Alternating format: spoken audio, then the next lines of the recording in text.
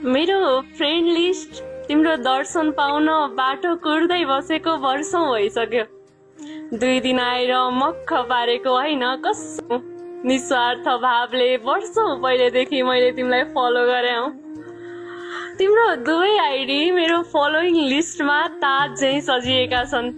तिम्रो फलोइङ लिस्टमा 1 बढाएर मलाई पनि सजाए हुन्न र? मेरो खुसी 1बाट 100मा पुर्याए हुन्न र? त्यो दिन मेरो लागि कुनै चाडपर्व भन्दा कम हुँदैन। सुन न, मलाई पनि तिम्रो छेउमा थोरै ठाउँ दिए हुन्न र? मेरो हातले तिम्रो पोस्टमा लाइक गरे जति त आजसम्म मैले फेसबुक स्क्रोल पनि गरेको छैन। मेरो फिडको हाइलाइट हिस्टोरीको सर्च रिजल्ट हौ तिमी। अब त लेट्स बी फ्रेन्ड भन्दै डीएम गरे हुन्न र? साँच्चै भनेको अब त यो दूरी घटाउँदै मेरो मनलाई धन्य गरे हुन्न र? छोड न जित, यो फ्यानको पनि मन राखिदिए हुन्न र? साँच्चै छोड न जित, यो फ्यानको पनि मन राखिदिए हुन्न र? अब त हामी साथी बनौँ न हुन्न र? अब त हामी साथी बनौँ न हुन्न र? यही थियो क्या त्यो दिन। मान्छेहरूले च्याट गरिहाल्छ, बवालै भयो यो चाहिँ। बवाल लाग्यो, रातो पिरो भयो म त यार। के हो कलरै चेन्ज हालेर।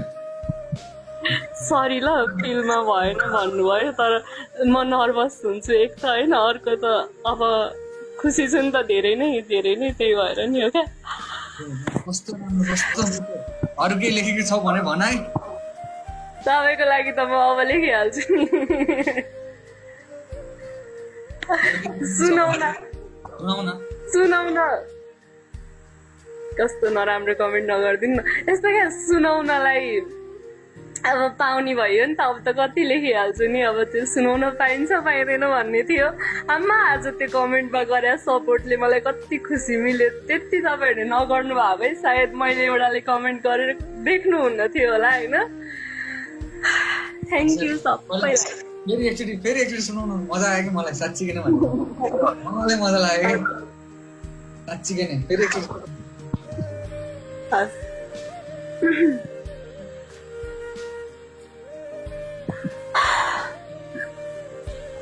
मेरो फ्रेन्ड लिस्ट तिम्रो दर्शन पाउन बाटोको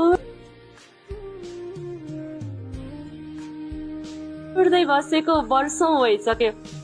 2 दिन आएर मक्ख पारेको होइन, कसम बिग फ्यान हो। निस्वार्थ भावले वर्षौं पहिलेदेखिबाटै मैले फलो गरे हौ। तिम्रा दुवै आइडी मेरो फलोइङ लिस्टमा ताज झैं सजिएका छन्। तिम्रो फलोइङमा 1 बढाएर मलाई पनि सजाए हुन्न र? मेरो खुसी 1बाट 100मा पुर्याए हुन्न र?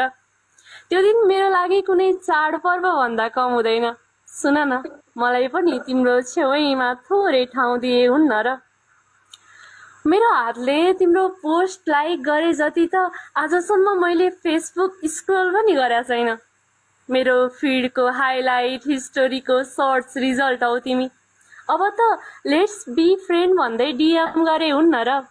साँच्चै भनेको अब त यो दूरी घटाउँदै मेरो मनलाई धन्य गरे हुन्न र? छोड न जित, यो फ्यानको पनि मन राखिदिए हुन्न र? अब त हामी साथी बनौँ न हुन्न र? अब त हामी साथी बनौँ न हुन्न र?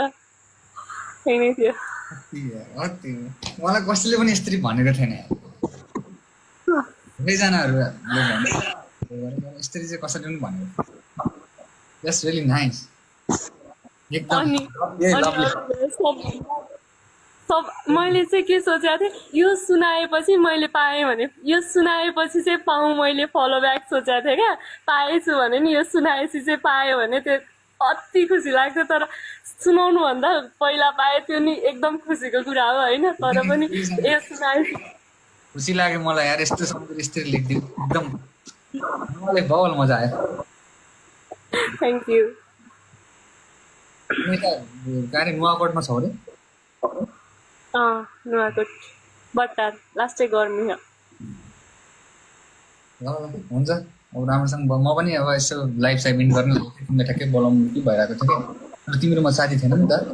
च्याटमा त्यो नाटक आएन भाइ बनाउन चाहेर हो कि के भन्न थाल्यो कि मान्छेले कस्तो भाइ मान्छेहरू ल कति माया गर्नु भएको थियो सोचेको थिएन क्या अनि यसो हेरेको फलो नगर्नु भएको मान्छेहरू नि आइस आइस आइस आइस भनेर कतिले गर्नु भएको थियो ओ कस्तो खुसी लाग्यो मलाई थ्याङ्क यू सबैजनाले त्यहाँ कतिजना हुनुहुन्छ 3500 त्यही 3200 कतिजना हुनुहुन्छ होइन सबैलाई धेरै माया छ है ल ल गोलकिपर आइसा म चाहिँ अब गर्न लाग्यो हामी फेरि भोलि पनि आउँछौँ भोलि जाउँ है बबाल लेखेर आउन यस्तो दाम म पक्का लेख्छु ल तपाईँको लागि थ्याङ्क यू ल जान्छु म है राम्रोसँग बस बाई बाई